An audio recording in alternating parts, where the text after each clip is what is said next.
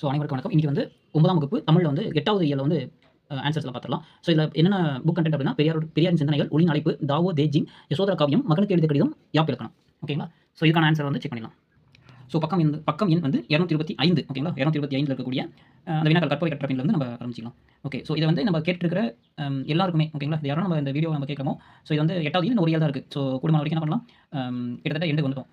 So எனக்காக நீங்க ஒண்ணே ஒண்ணு மட்டும் ஃபாலோ பண்ணுங்க. சப்போஸ் இந்த வீடியோ நீங்க கேட்டுட்டு இருக்கீங்க அப்படின்னா, இதுக்கான என்ன சொல்றது, நம்மளுக்கு ஒரு சின்ன பெனிஃபிட் எதிர்பார்ப்போம்ல. ஸோ எனக்கு என்ன நான் எதிர்பார்க்குறேன் அப்படின்னா, பொறுமைய வந்து கடைபிடிங்க.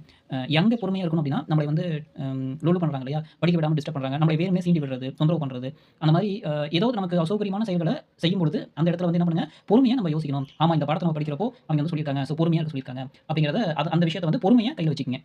ஸோ அது மட்டும் எனக்காக அந்த ஒரு இது பண்ணுங்க. என்ன காரணம் அப்படின்னா, பொறுமை தாங்க எல்லாத்துக்கும் அடிப்படையான ஒரு அச்சாணி அப்படின்னா, நம்ம வாழ்க்கை நிம்மதியா போகணும் அப்படின்னா, அந்த பொறுமை அப்படிங்கிற அந்த அச்சாணி தான் தேவைப்படுது.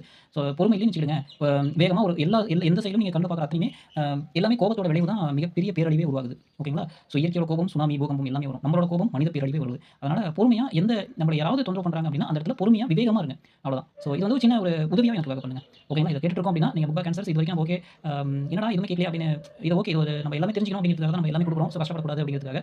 பட் என்னோட சின்ன ஒரு விருப்பம் அப்படிங்கிறது, இத வந்து நான் எப்படி கம்யூனிகேட் பண்றது? ஸோ இத நான் எதிர்பார்க்கிறேன் அப்படிங்கிறது உங்களுக்கு எப்படி சொல்றது? ஸோ அதனால இந்த விஷயத்துல ஒரு 2 நிமிஷம் நான் இதுக்காக எடுத்துக்கிட்டேன். ஸோ தயவு செஞ்சு மன்னிச்சிடுங்க. ஆனா பொறுமை, அதாவது நம்மள யாரு டிஸ்டர்ப் பண்றாங்களோ அவங்க வந்து என்ன பண்ணுங்க, பொறுமையா கடைபிடிங்க. ஸோ வள்ளுவர் நீ நெறைய திருக்குறள் கூட படிச்சிருக்கலாம் இல்லையா? ஸோ பொறுமையா இருக்கணும் அப்படின்ற மாரி சொல்லியிருப்பாங்க. அதாவது யார் வந்து அறிவில்லாதவர்கள் வந்து நம்மளை தொந்தரவு பண்றாங்கன்னா, அவங்க தான் நம்ம பொறுமையா இருக்கணும் அப்படிங்கிறத சொல்லியிருப்பாரு. ஓகேங்களா? ஸோ ஏன்னா நம்மளை தொந்தரவு பண்றவங்க அறிவில்லாதவங்க. ஸோ அவங்ககிட்ட போய் நம்ம வந்து நம்ம அறிவை காமிக்கக்கூடாது. அதனால எந்த ரியாக்ட் பண்ணக்கூடாது. ஸோ அந்த இடத்துல இருந்து விலகிக்கணும். ஓகே. ரொம்ப போர் அடிச்சுட்டு நினைக்கிறேன். ஓகே. ஸோ ஃபர்ஸ்ட் உள்ள போயிடலாம். உமக்கு பிடித்த திருக்குறளை அழகிட்டு அதன் வாய்ப்பாடு காண்க. ஸோ அந்த அழகிட்டு வாய்ப்பாடு பார்க்கறதுக்கு முன்னாடி நம்ம இது வந்து தெரிஞ்சு வச்சுக்கணும். தனிக்குறில், நேரசை, நிறையசை, அசைனென்ன, எழுத்தென்ன, இதெல்லாம் நம்ம தனியா வந்து ஒரு இலக்கணம் மட்டுமே ஒரு போர்ஷன் நம்ம தனியா பேசலாம் அப்படின்னு யோசிச்சிருக்கேன். ஸோ அது அப்புறம் பார்த்துக்கலாம். ஓகேங்களா? இப்போதைக்கு ஷார்ட்டா என்ன வேணும்னா, தனிக்குறில் ஒற்று, தனிநெடில் ஒற்று. இதெல்லாம் வந்து நேரசை. நேரசை அப்படிங்கிறப்ப என்ன வரும்? இருகுறில் ஒற்று. குரில் நெடில் ஒற்று. குரிலும் நெடிலும் வரலாம். குரில் நெடில் ஒற்று வரலாம். இதுல என்ன விஷயம் நம்ம தெரிஞ்சுக்கணும்? நெடில் மட்டும் தனியா நம்ம எடுத்துக்கணும். ஓகேங்களா? நெடிலும் குறிலும் வருதுன்னா நெடில வந்து தனியா பிரிக்கணும் அழகிட்டு வாய்ப்பாடுல. ஓகேங்களா? அடுத்தது நமக்கு தெரியும் நேர், நாள், நிறை, மலர், நெருப்பு, காசு, நிறைவு, பிறப்பு. அடுத்து நேர், தேமா, நேர், புளிமா, நேர், கருவிலம், நேர், கோவிலம். அதாவது மா அப்படிங்கிறது மாச்சீர், விலம் அப்படிங்கிறது இலச்சீர். ஸோ இது வந்து இயற்சீர், ஆசிரியர், ஒளிச்சீர் இப்படிலாம் சொல்லுவாங்க. ஸோ அவங்க என்ன கேட்டிருக்காங்கன்னா, பிடித்த திருக்குறளை அழகிட்டு வாய்ப்பாடு. ஸோ இங்க புக்லயே வந்து கொடுத்துருக்காங்க. பிறர் நாணத்தக்கது தான் நாணா ஆயின் அறம் நாணத்தக்கது உடைத்து அப்படின்னு சொல்லி. ஸோ இதுக்கான இந்த ஃபார்மேட்ல நம்ம ஆன்சர் கொடுக்கணும். பிறர் நாணத்தக்கது தான் நாணா நாயின் அறம் நாணத்தக்க உடைத்து அப்படின்ட்டு. ஸோ 7 சீர். ஓகே. ஒரு வாட்டி ஒரு சீர் அப்படிங்கிறாங்க. பாருங்க, இருகுறில் ஒற்று, ஒரு நெடில் குறில் ஒற்று. ஸோ நிறை, நேர் அப்படிங்கிறது தேமாங்காய். நேர் வந்துச்சுன்னா தேமாங்காய், நிறை வந்தா கனி வரணும். ஓகே. அடுத்தது குறில் ஒற்று, இருகுறில். அப்போ நேர், நிறை, கோவிலம். நெடில் ஒற்று, நெடில். அப்போ நேர் தேமாங்காய். அடுத்தது நெடில் குறில் ஒற்று. அப்போ நேர் தேமா. இருகுறில் ஒற்று, நெடில் குறில் ஒற்று. அப்போ என்ன வரும்? நிறை, நேர் புளிமாங்காய். குயில் ஒற்று குரில். அப்போ நேர் தேமா. இருகுறில் ஒற்று குரில். அப்போ நிறைவு அப்படிங்கிறது பிறப்பு. ஸோ என்ன பண்ணலாம், இந்த குறள் எடுத்துட்டு இந்த பாக்ஸை அப்படியே எழுதிக்கலாம். ஸோ அந்த குறள் பிடித்திருந்தா அதை எழுதுங்க. இல்லைன்னா இந்த குறள் வேணாலும் எழுதிங்க. இது ரொம்ப சின்னதாக இருக்கும். ஓகேங்களா? சின்ன வார்த்தை. கற்க கசடர கற்பவை கற்றபின் நிற்க அதற்கு தக. அதே மாதிரி பாக்ஸ் போட்டு எழுதிங்க. குரில் ஒற்று. ஓகேங்களா? அடுத்து குரில் நேர் தேமா.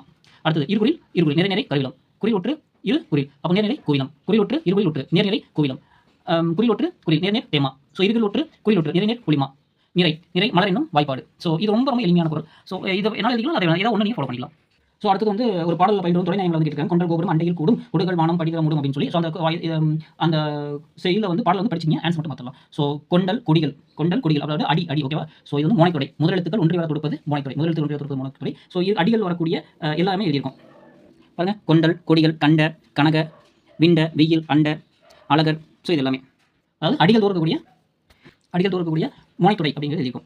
அடுத்தது கொண்டல், கண்ட, விண்ட, அண்டங்கிறது அடி எதுகை. அதாவது எதுகைனா செய்யுளின் அடிதோறும் இரண்டாம் எழுத்து ஒன்றி வருவது. செய்யுள் அடிதோறும் இரண்டாம் எழுத்து ஒன்றி வருவது. அடுத்தது சீர் எதுகை. அதாவது இது வந்து அடி அப்படிங்கிற லைன் தான். சீர் அப்படிங்கிறது வார்த்தையா. ஓகேங்களா? கொண்டல், அண்டை, கண்ட, தண்டலை, விண்டல், அண்டர், செண்டலம். சீர் எதுகை வந்து சீர்தோறும் இரண்டாம் எழுத்து ஒன்றி வருவது. ஸோ அடுத்து வினாக்கள் பார்த்தலாம். உங்கள் வீட்டில் உள்ளவரின் பெயர்களை நேர்நிறை அசையாக பிரித்து. ஸோ நீங்க உங்களுக்கு வீட்டில் இருக்கிற பெயர் எழுதலாம் சரிதான், அல்லது இங்க இருக்கக்கூடிய உதாரணமான பெயர்கள் எழுதலாம் சரிதான். சிவகாமி நிறை, நேர். அவங்க என்ன கேட்டிருக்காங்க அப்படின்னா, நேர்நிறை அசையாக பிரித்து மட்டும் பார்க்க சொல்லியிருக்காங்க. ஓகேங்களா? அடுத்து வாய்ப்பாடுகள் சொல்ல. ஸோ அதனால அது தேவையில்லை, இது மட்டும் பிரிச்சா போதும். குரில் ஒற்று நெடில் ஒற்று. ஓகேங்களா? ஸோ பேர் வந்து வள்ளியப்பா. ஓகேங்களா? வள்ளியப்பா. வாயில் நிறை. அடுத்தது பூங்குழலி. குரில் ஒற்று இருகுறில் நேர். ஓகேங்களா? அடுத்தது குரில் ஒற்று நிறை. அடுத்தது இருகுறில் நிறை. மோங்கிறது குரில் தான். லீங்கிறது நிறை. ஓகே. இருகுறில். அப்போ நிறை. ஓகே. அடுத்தது மூவசை சீர்கள் அமைந்த பெயர் 4 கூட. மூவசை சீர் என்ன வரும் அப்படின்னு சொல்லிட்டு இருக்காங்க. ஸோ இது வந்து நம்மளுக்கு ஈஸி தான். ஓகேங்களா? So Poongothai Poongothai okay Poongothai. அடுத்தது வடிவேலன் வடிவேலன். இந்த வேங்கிறது நெடில் ஓகேவா? நெடில் தனியா வரணும். அப்போ இதுதான். அடுத்தது பாரதியார் பாரதியார். ஸோ இது ஓகே. கண்ணம்மா கண்ணம்மா ஓகே அவ்வளோதான். ஸோ அடுத்தது தம் பொருள் என்பதும் மக்கள் அவர் பொருள் தம் தம் இணையான் வரும். ஸோ இதில் வந்து இக்குறட்பாய் பயன்படும் மோனை எதிரே ஆகிவிட்டது இருக்குங்க. ஸோ அடிமோனை அப்படிங்கிறது ஒரு லைன் கீழே வரதும் தம் பொருள் தம் தம். அடுத்தது தம் பொருள் தம் தம் அப்படிங்கிறது அடி எதுகை. ஸோ அடி எதுகைனா ரெண்டாவது தோன்றி வரணும். அடிமோனைனா முதல் தோன்றி வரணும். அவ்வளோ அப்படி இந்த பக்கம் ஒரே மாதிரி எழுதிங்க. அடிமோனை அடுத்தது அடி எதுகை. ஸோ இது இங்கே வந்து ஃபர்ஸ்ட் லைன் லைன் பண்ணணும், செகண்ட் லைன் லைன் பண்ணணும். அவ்வளோ முடிஞ்சது. அடுத்தது தலை வகைகள் இருக்குது. தலை வந்து 7 வகைப்படும். அவையாவன நேரொன்று ஆசிரியர் தலை, நிறையொன்று ஆசிரியர் தலை, இயற்சீர் வெண்டலை, வெண்சீர் வெண்டலை, கலித்தலை, ஒன்றிய வஞ்சத்தலை, ஒன்றாத வஞ்சத்தலை. அவ்வளோ. ஸோ அடுத்து பக்கம் எண் 226 சரியான விடையை தேர்ந்தெடுத்துள்ள கூற்று வந்து பெரியார் உயிரெழுத்துக்கள் ஐ என்பதை ஐ எனும் அவு எனும் சேர்த்து காரணம் சில எழுத்துக்கள் குறைப்பதன் வாயிலாக தமிழ் எழுத்து எண்ணிக்கை குறைக்கலாம் என்ற கூற்று காரணம் இரண்டும் சரி. அடுத்தது காலத்தினால் செய்வது சேர்த்து ஞானத்து மாணவர் கூற்று ஈற்றுச்சீர் வாய்ப்பாடு ஈற்றுச்சீர் நேர் இருகுறி ஓகேவா? அப்போ இது பேர் குறி இருகுறி. அப்போ நிறை நேர் பிறப்பு அப்படின்னு சொல்றோம்.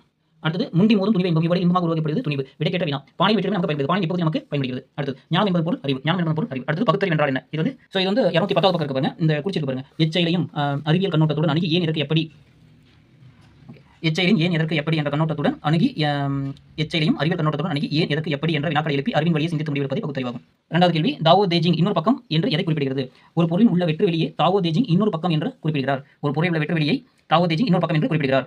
அடுத்தது கமுகமரம் எதை தேடியது? கமுகமரம் தன் உயிர் வளர்ச்சிக்கு பயன்படும் அமுதமாகிய சூரிய ஒளியை தேடியது. கமுகமரம் தன் உயிர் வளர்ச்சிக்கு பயன்படும் அமுதமாகிய சூரிய ஒளியை தேடியது. அடுத்தது யசோதர காவியத்தின் பாட்டுடை தலைவன் யார்? யசோதர காவியத்தின் பாட்டுடை தலைவன் அப்படின்னு எழுதிட்டு அவந்தி நாட்டு மன்னன் யசோதரன் அப்படிங்கிறது எழுதுங்க. இது வந்து நீங்க முடிஞ்சா பென்சில்ல இல்ல பேனால நீங்க பிளாக்ல ஓகேங்களா? பென்சில் நீங்க பண்ண போதும்.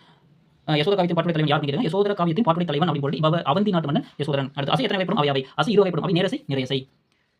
அடுத்து சிக்கன் குறித்து பெரியார் கருத்து இன்றைய நடைமுறையோடு தொடர்புபடுத்தி எழுதுக. சிறுவினா 227 பக்கம் இருக்கு. ஸோ பெரியார் அறிவு என்ன சொல்றாங்க அப்படின்னா விழாக்களிலும் சடங்குகளிலும் வீண் செலவு ஏற்படுகிறது. ஆகவே திருமணம் போன்ற விழாக்களை பகட்டாக நடத்தாமல் எளிமையாக நடத்த வேண்டும் என்கிறார் பெரியார்.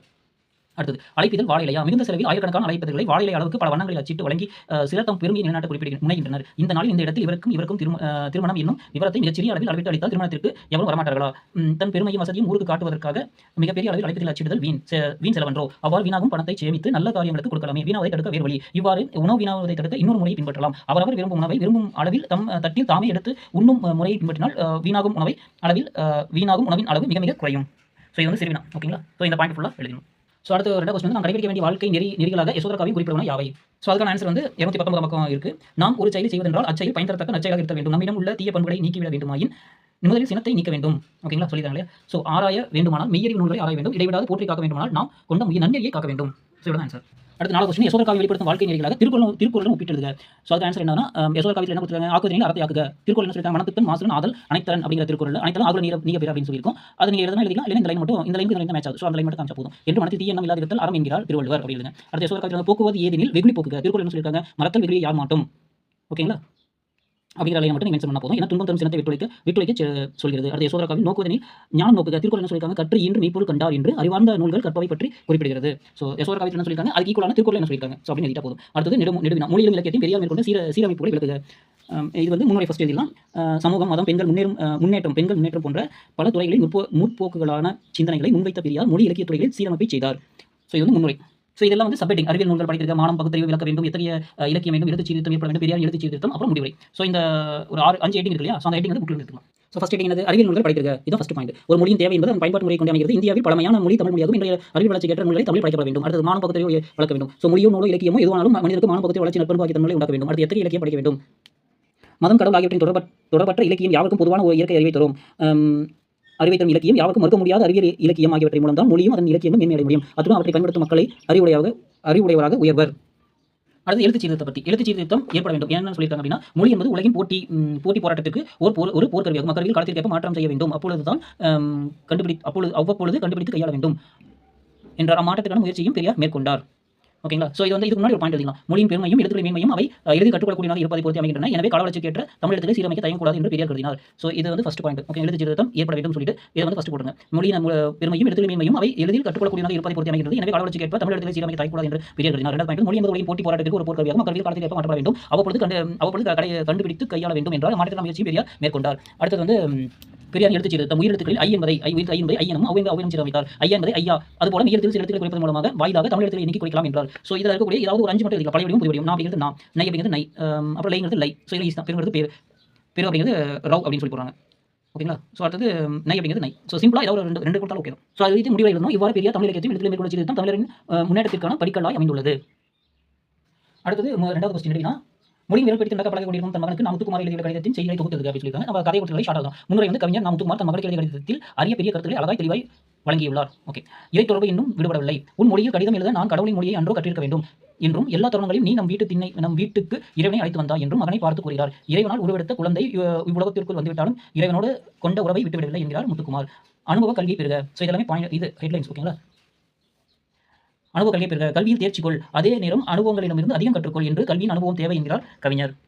அடுத்தது உலக இயற்கை மறவாதே. தலைமுறை மாற்றம் நிகழ்ந்த வண்ணம் இருக்கும்.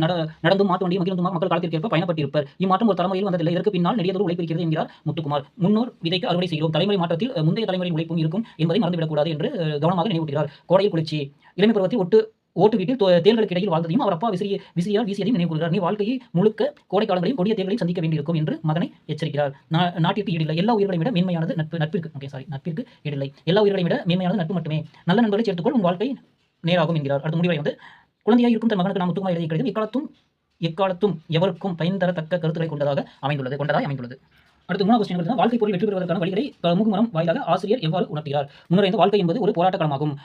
நம்மினும் வலிமை மிக்கவர், வசதி படைத்தவர் போன்றவர்களும் போராடி வெற்றி பெற வேண்டும். எனவே நினைவு சுழிவு அறிந்து போராடினால் வெற்றி பெறலாம். கமுகு மரத்தின் முயற்சி. கமுகு மரம் வரை இயலாதபடி சுற்றிலும் கமுகு மரம் வளர இயலாதபடி சுற்றிலும் பெரிய பெரிய மரங்கள் நிழல் சூழ பரப்பி நின்றன. கமுகு மரம் வளைந்தும் நெளிந்தும் கிடைக்கும் சூரிய ஒளியை சிறிய இடைவெளிகளில் புகுந்து பெற்று மரமாய் வளர்ந்தன. சொந்த காலில் நிற்க முயல வேண்டும். நாம் இளமை தொட்டு வாலிப வயது வரை பெற்றோர் உற்ற உதவிய காலத்தை கழித்திருப்போம். ஆனால் வாலிப வயது வந்த பின் தம் சொந்த காலில் நிற்கும் முயற்சியில் ஈடுபட வேண்டும். வாய்ப்பெறும் கதிர் நோக்கி செயல்படுக.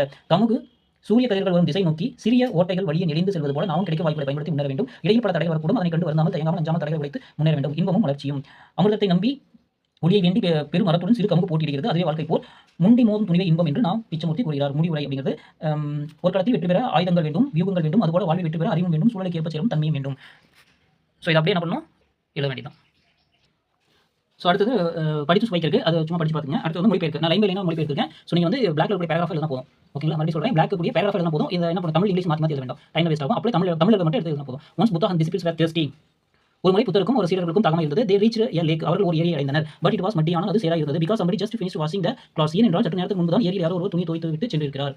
Buddha asked his disciples to take a little rest there by the tree. சிறிது நேரம் அங்கிருந்து மரநிலையில் ஓய்வெடுத்துக் கொள்ளலாம் என்று புத்தர் தன் சீடர்களிடம் கூறினார். After half an hour, the disciples noticed that the water was very clear. அரை மணி நேரம் கழிந்து ஏரி மிக தெளிவாக இருப்பதை சீடர்கள் கவனித்தனர். Buddha said to them, let the water and the mud be settled down on its own. புத்தர் அவர்களிடம் கூறினார், நீங்கள் கலங்கிய நீரை அப்படி விட்டுவிட்டதால் சேறு தண்ணீருக்கு அடியில் தங்கிவிட்டது.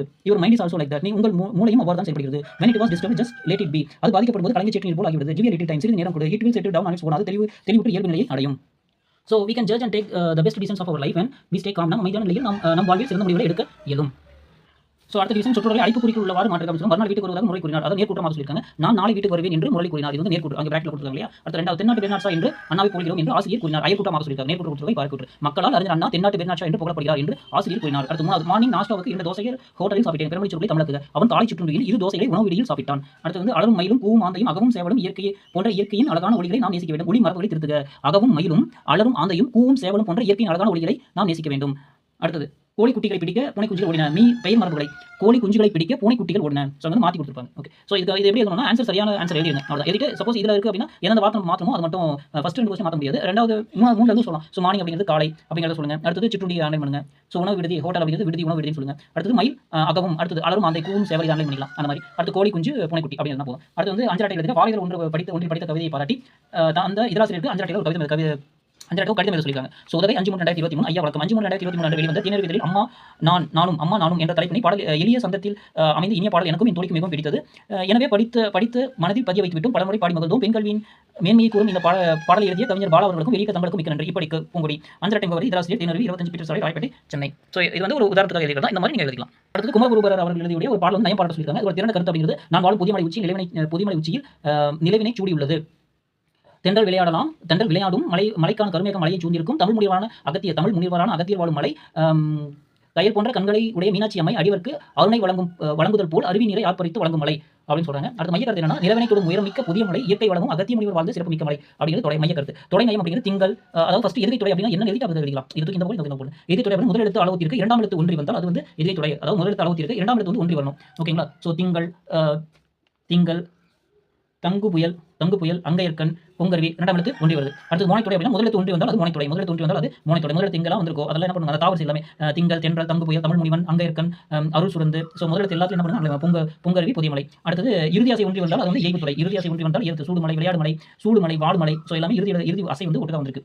அணி வந்து ஓமை அணி பயன் வந்துள்ளது. ஓமை என்பது உயர்ந்ததன் மேற்று என்பதற்கேற்ப மலையிலிருந்து விழும் அறிவுக்கு ஓமையாக அங்கையர் கண்ணி அடியவருக்கு அம்மையார் அங்கையர் கண்ணி அடியவருக்கு அம்மையார் அருள் புரிவதை போல கூறியுள்ளார் கவிஞர். அடுத்து சந்தம் அப்படிங்கிறது, சந்தம் என்னும் சொல் வந்து இசை, இனிய ஓசை என்னும் பொருள் தரும் அடிதோறும் 4 சீர்களை பெற்று அளவடி அமைந்துள்ளது.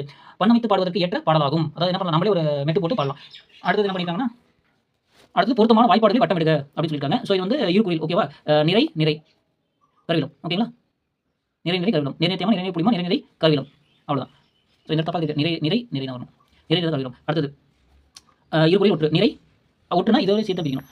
எத்தனை ஒற்று வந்தாலும் மீது தலை சேர்த்து ஒட்டு பிடிக்கணும். நிறை நேர் தேமா, நிறை புளிமா. அடுத்தது இது நெடில் நேர் நிறை தேமா, நிறை வந்தால் கனி வரணும், தேமா கனி. அடுத்தது நிறை தேமா, நிறை கருவிலம், நிறை கூவிலம். அடுத்தது நேர் தேமாங்காய். அவ்வளோ. அடுத்தது அகராதி.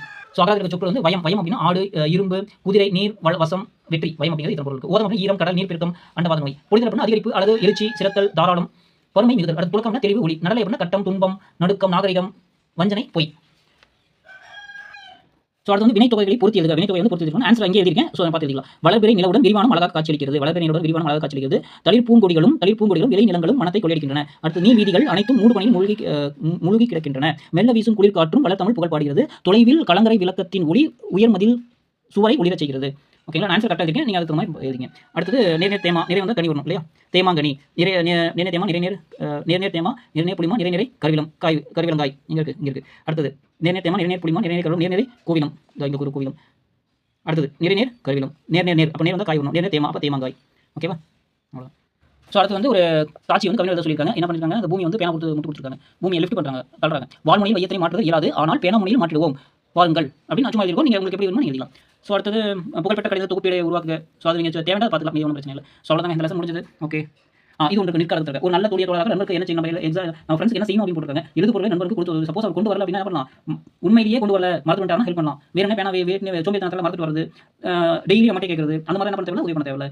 ஒரு கிட்டான சொல்ல வந்துச்சு அப்படின்னா நம்ம உதவி பண்ணலாம், உண்மையான ரீசனாக இருந்துச்சுன்னா. ஓகேவா, ஸோ அவங்க என்ன பண்ணுவாங்க, பேனா வேணும் சோம்பேறித்தனத்தில் ரொம்ப கவனக்குறைவில் வேணுமே நம்ம டிஸ்டர்ப் பண்ணுவாங்க. அவங்க நம்ம உதவி பண்ண தேவை. எழுது பொருளை நம்ம கொடுத்தது உண்மையாலுமே ஒரு நேர்மையான நண்பர், உண்மையிலேயே அவன் ஒரு சிக்கலாக இருக்கிறான், எழுதுறதுக்கு பேனா நம்ம கொடுக்கலாம். விடுபெடுத்த நண்பருக்கு ஏடுகள் கொடுத்தது வகுப்பில் நடத்தப்பட்ட பகிர்ந்து.